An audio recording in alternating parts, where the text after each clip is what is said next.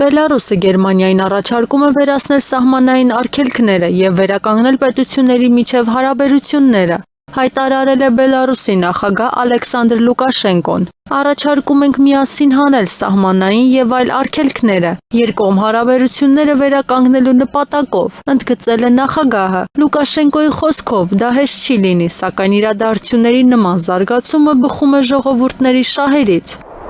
Դանիայի հետախուզության ղեկավար Թոմաս Արենկիլը հայտարարել է. Ռուսաստանի կողմից հարձակման վտանգ չի տեսնում։ Մենք նախկինի պես կարծում ենք, որ Ռուսաստանը ռազմական հարձակում չի իրականացնի, ասել է հետախուզության ղեկավարը։ Ավելի վաղ Դանիայի վարչապետ Մետե Ֆրեդերիկսենը ՆԱՏՕ-ին կոչ էր արել ուժեղացնել Ռուսաստանի արևմուտքի հետ դիմակայության գործողությունների պատասխանը, որոնք ուղղված են Եվրոպայի պառակտմանը։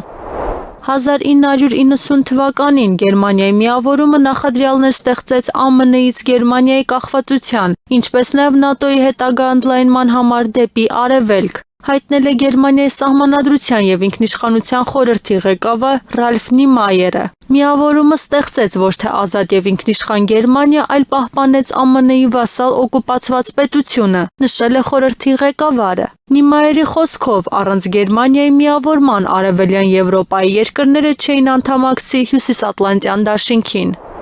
Եվրամիության իշխանությունների ճնշումը մերձեցրել է Հունգարիան և Սլովակիան, հայտարարել է Հունգարիայի վարչապետ Վիկտոր Օրբանը։ Փոքր երկրները նույն նավակում են, բացատրել է կառավարության ղեկավարը։ Ավելի վաղ Օրբանը հայտարարել էր, եվրոպական երկրների ղեկավարները կործանարար քաղաքականություն են վարում Ուկրաինայի նկատմամբ։ Նրա խոսքով Բրյուսելն ընտրել է Ռուսաստանին անվերջ պատերազմով սպառելու անհույս ռազմավարությունը։